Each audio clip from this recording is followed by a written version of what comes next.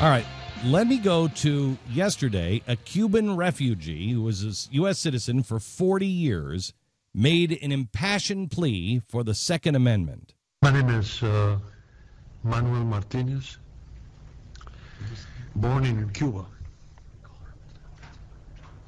American citizen for more than 40 years.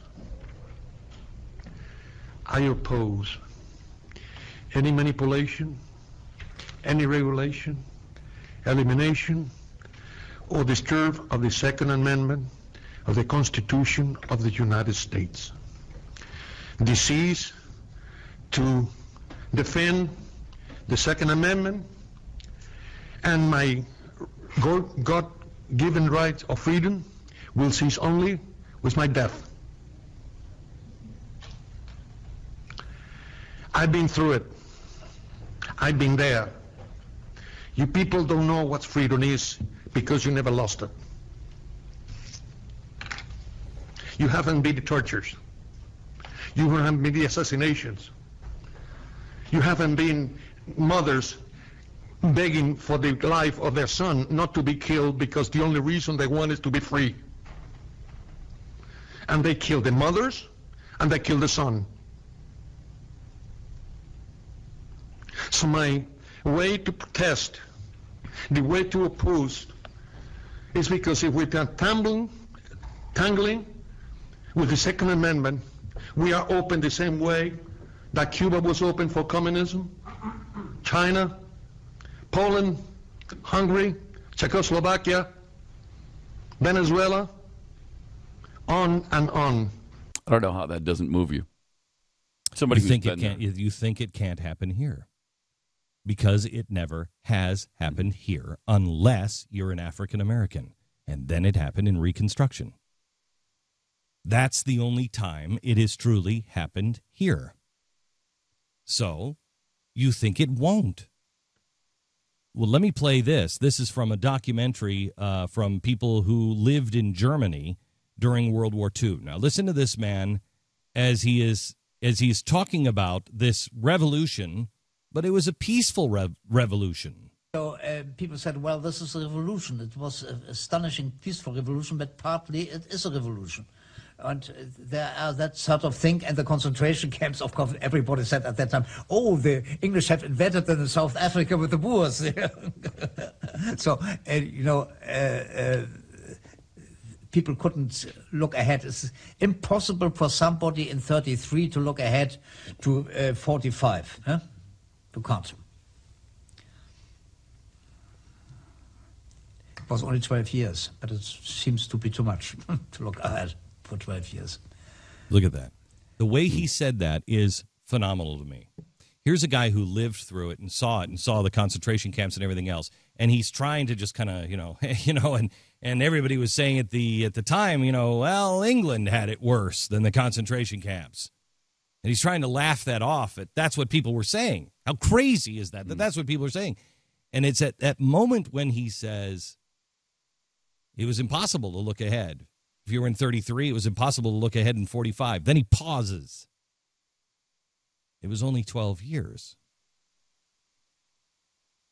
Somehow or another, it was just impossible to see ahead. Where were we 10 years ago? Where were we as a nation? What were we talking about 10 years ago? Where were we as a nation? How did you feel about your nation 5 years ago? Where do you think we'll be 7 years from now? Ask a couple of questions. Is the U.S. dollar still supreme? China, by the way, is making a new deal with Australia. Remember, China needs us. They'll never abandon the dollar. They have to. They need us.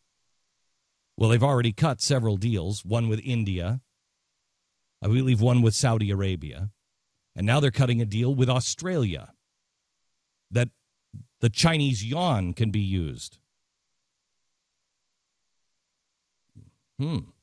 Instead of the U.S. dollar? Do you believe that the U.S. dollar will be supreme?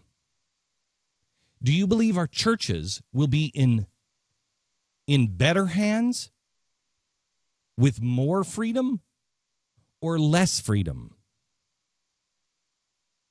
How about charity? Do you think people will be more charitable or less charitable in 7 years? Do you think people will have more rights to defend themselves or less rights to defend themselves? Think about how we felt about each other 6 years ago, when we were going back and forth 8 years ago with John Kerry and George W. Bush. It was still kind of a ridiculous thing, but you knew in the end, whoever was president, either John Kerry or George W. Bush, that when they would get in the Oval Office, they would be the president of everyone. You might disagree with him, you might really despise him, but he would be the president of everybody. This president hasn't demonstrated that in any way, shape, or form. Do you think 7 years from now we're better at that or worse? How about the truth in the media? Think about where you were 6 years ago in your head. How long have you really not trusted the media? I haven't trusted the media for a long time, but I had no idea it was this bad. Think about where you were with schools 6 years ago. We all knew that our universities were bad, but did you have any idea they were this bad? Anybody who is now starting on Common Core, think about where you were on schools, on your elementary school, a year ago to where you are now. You start to read about Common Core. You start to see what is being taught in our schools right now. Do you think it's going to be better or worse? When you have MSNBC coming out with a promo right now saying, you know what, we got to break this idea of private parenting, that your kids belong to you. We have to break that idea and teach everybody that it's communal, that their children belong to everyone. Do you think that that's going to be better or worse in 7 years? Now, if you answered better on any of those, I'd sure like you to call me and tell me how, because I'd sure like a little ray of sunshine. I will tell you the only way I know is if we become a better, stronger, more self-reliant, and quite honestly, religious people. I don't care what religion you go to, but more self-reliant and more self-regulated. Get out of the system of the government and into the system of God. It's the only way. Miracles will have to happen. But if you have another way besides that, I'd sure like to hear about it. But if you answered yes to those, explain it to yourself and say it to yourself out loud. You're driving in the car. I want you, when we get into the commercials, I want you to really think about it, and I want you to say it out loud to yourself, and I want you to listen to yourself. I want you to listen to what you're saying.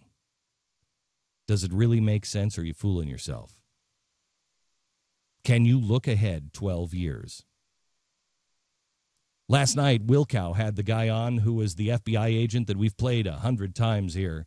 The FBI agent from the Weather Underground that said, you know, Bill Ayers and his cronies were talking about killing 25 million people in some sort of a death camp here in America.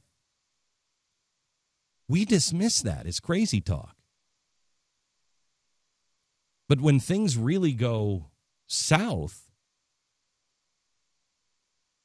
why do you think that's so crazy? You know, any time there is a regime change and you've got really bad people in charge, what do? Saddam Hussein did it. The Taliban did it. Mubarak did it.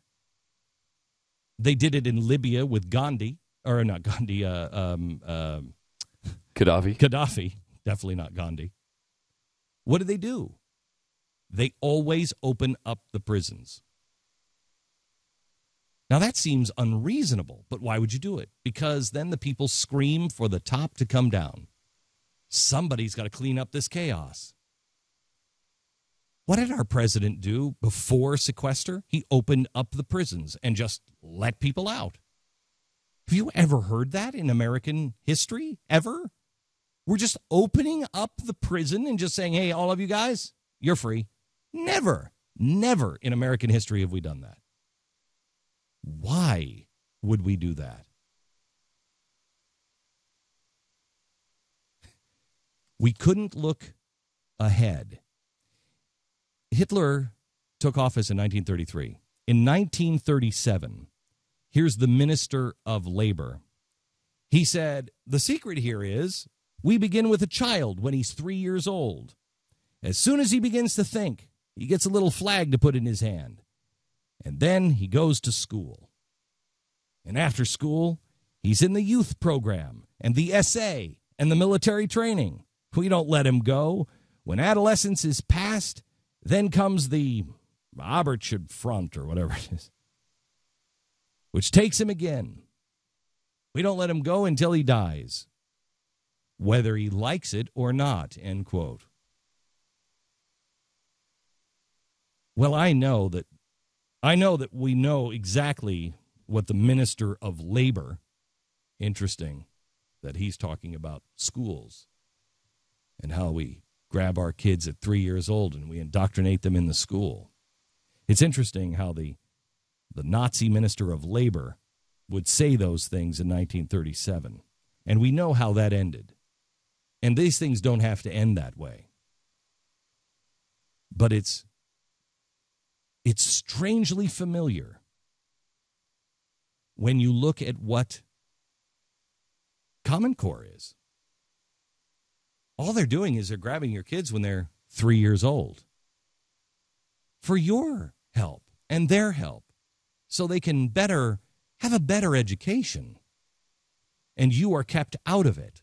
And they are gathering information on your kid and your family. And you don't have any say about the curriculum. And they're teaching things that are completely upside down. That America did all kinds of stuff to deserve 9/11. That communism is better than capitalism. And you don't even know it. You haven't been consulted. No, don't worry. It's only about testing.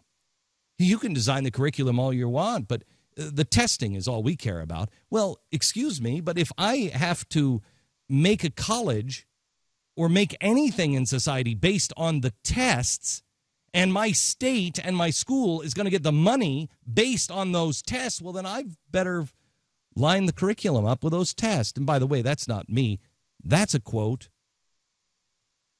from Microsoft founder Bill Gates, a guy pushing for Common Core. He said, oh, the testing, quote, that's just the beginning, end quote. Can you look ahead? And will you take the steps to stand peacefully, calmly, and help others understand? It's getting to be too late to have the arguments anymore. Don't argue with anybody. Just prepare and have your family know what the truth really is. And stand with each other. And stand for the principles that you know to be true. And if you don't know what is truly real, if you don't know what freedom is because you've never lost it, maybe it's time you actually think about it. Because this is the high-stakes table. We've gone from the Tuesday night bingo to the high-stakes table where every chip is on the table.